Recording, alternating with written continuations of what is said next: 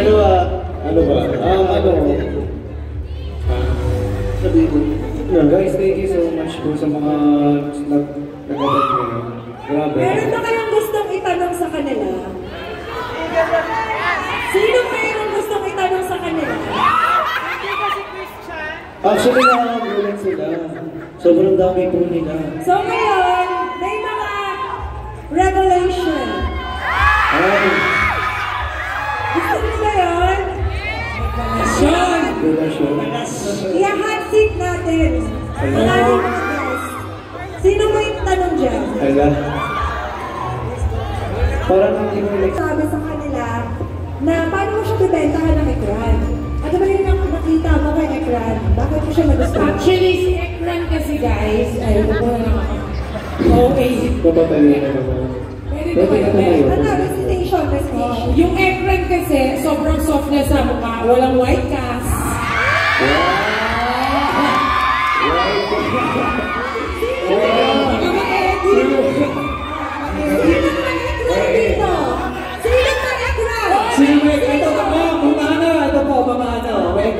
Unahan magdala ng ekran dito! 1,000 pesos lang! Ay! Ala! Ay, si Mami kasi mahilig rumamba talaga. Okay. Mami, gagana po. Okay. Kalma. Okay, may 1,000 pesos. Ito kasi yung nauna, kaso nabangga. May 2,000 pesos. Ay, grabe! Grabe naman. Okay ka lang, Mami? Sanay na si Mami rumamba. Okay, so ituloy mo yung sinasabi mo, Perlas. Yung ekran kasi natin, ano siya, sobrang pag ginamit niyo siya sa mukha niya, sobrang smooth, di ba? Parang talaga siyang walang mic cast. Tuloy-tuloy yun, hindi siya parang pintura.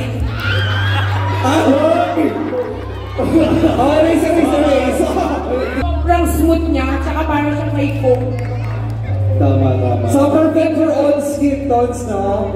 Miss Perlas. Yes, perfect siya kahit anong color mo, color green, blue, pink. Ayan, pwede yan sa inyo. Ako kasi, kala ko dati kasi, nung una kong ginamit yan, sabi ko kasi, parang brown na, Makinig kayo sa akin. Makinig kayo naman, Ana. Alam niyo mag-preparation to. Ana, may gusto ko po itanong si Roxanne. Okay. From Davao po to. Gusto ka ng koki. Iba yung tanong niya. Negosyo. Sold out ang cutting Yes, out po. lang. Kailangan ako magdala back to abroad. Ay, oo nga. Hindi, pero may mga stocks pa tayo sa mga ilang distributors natin. Kaso konti na lang din. Ayan natin yung mga distributors. Sino may stock ng black coffee? Kailangan daw nila kasi dadali niya sa abroad. Sino?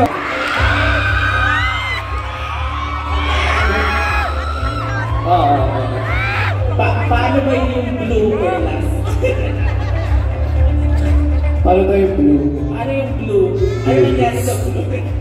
Blue. Secret lang natin yung blue. Ay, secret lang pala. Akala ko yung Christian yung tanong mo, nalipat sa akin.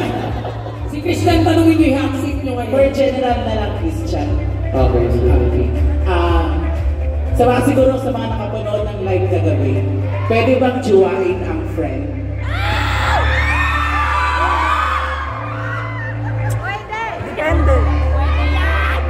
Pwede naman join ng friend Christian.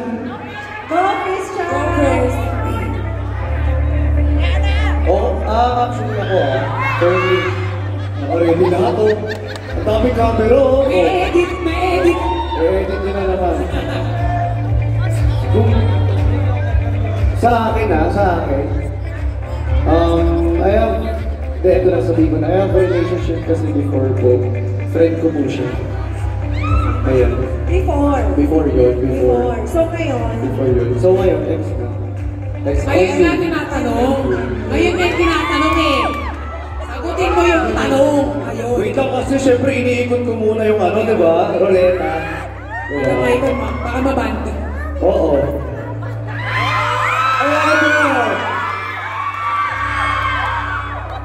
May follow-up question ka ba doon? Pwede raw jowain ng friend? Wala na. Wala na. Case closed. Peace tayo, peace. Mabait pa sila nga. Mabait pa sila nga. Mabait pa sila nga. Ayan. Mukhang naging press con ng Cholo. Hello. Parang biglang namipis ka sa Jolo. Kahapon kasi, parang nagtanong si Waki tsaka si Sai, jajawain o trotropahin? What? At sino? Si QD tsaka Cholo, huwag mo kami sasaktan. Siyempre, pagtrabahin mo na bago gawain. Friendship mo na nagsisimula. Tapos, pagkatapos ng trabahin, gawain. Satisfied ka naman sa sagot niya, may gusto ko follow up. Satisfied naman. Okay! O, diba? Alam niyo yung ito pangalan ni Cholo? Ha? Cholo, Tapak, Evan. Oo. Okay. Last question. Last question. Last na to. Last question. Cavite from Team Ayobo!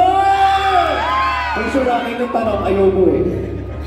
Ano po, bilang isa pong batang namulat na sa negosyo po, ano po ang pwede niyong maging maipapayo sa aming mga gusto rin na maging successful balang araw? Just follow your dream. Tsaka dapat huwag kayong susuko. Tsaka huwag maging hadlang yung mga taong nasa paligid ninyo na nagbibigay ng negativity sa inyo.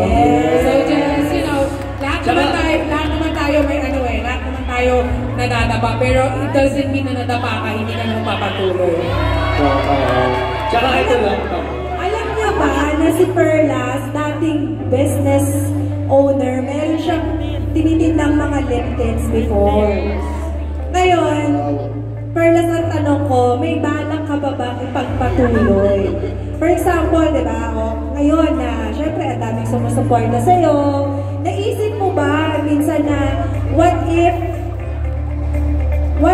na magtayo ka ulit ng business mo? Hindi naman malabo yan kasi ang business talaga isa sa mga pangarap kong ibalik ulit. Lalo ang cosmetics. So, siguro, process pa. Yes. Ano niya yan, parang i-internalize mo mabuti, di ba? Until dumating yung time na ready ka na. At pag dumating yung time na ready na si Perlas, supportahan ba natin? Yes! Siyempre! Yes. Diba?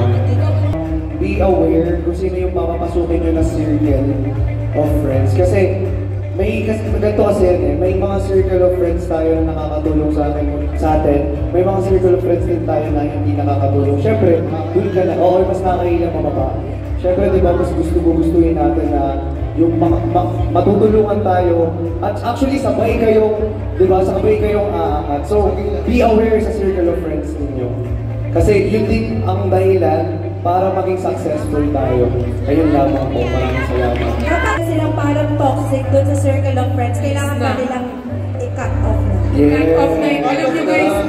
Alam nyo guys, hindi ka wala na mawala ng kaibigan. Totoo. Okay? Yan. Kaya dapat laging wais. Pero ako, kawalan ba ako? Siyempre hindi. Ayan. Christian, I think finding the perfect support system. Kasi if you find your perfect people, di ba, na makakatulong sa inyo, na maghihilahan kayo, and also, I think, paangat. And also, not only having the perfect support system, but also having faith in God. Recipe yun, and yung dedication para magkaroon ng perfect recipe for business or whatever platforms gusto yung itahakin. Thank you. Ng Lux family. And any message to Ma'am Ana and to our Luxers? Siyempre, first of all, gusto ko pasalamat kay Madam Ana. Niyak ako. Sobrang thankful ako kay Madam Ana kasi sobrang laking opportunity to. And this is the first run na nagkaroon ako. Kaya sobrang thankful kay Madam Ana.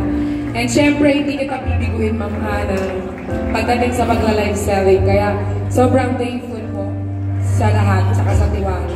And syempre sa mga Lux po natin, family. Kasama na ako sa Lux family! Yes! Palakpakan naman yan! Sino gusto ng giveaway? Ay, sobrang thankful ko sa iyo, Miss Ana. Kasi una sa lahat, wala po talaga kaming interaction ni Miss Ana before. Nagulat na lang ako na inas niya ako sa handler ko. And kahit di, baguhan pa lang po ako na influencer. Sobrang thankful po ako kasi nagtiwala ka po sa akin, Miss Ana. Ayun lamang po. And sa mga, I looking forward po sa mga susunod pa na mangyayari sa atin. Ayan, and mas gagalingan pa po namin. Uy, ready na ba kayo sa photoshoot? Sa tiwala na ibinigay niyo po sa amin, at sa mga nagmamahal din sa amin, kasi binigay niyo po kami chance para mas mapakilala namin ang sarili namin through also helping, parang tutulungan tayo. And for a big brand to trust us means a lot and says a lot. And dahil kaya naman naging matagumpay yung good company mo is because ang dami din pong natulungan mga tao tulad po namin na nagsisimula pa lang at dahil hindi naman naman, it was very unexpected this relationship. Sabi ko nga, it's always raw and organic. But ngayon, hindi na po ako nasa stage.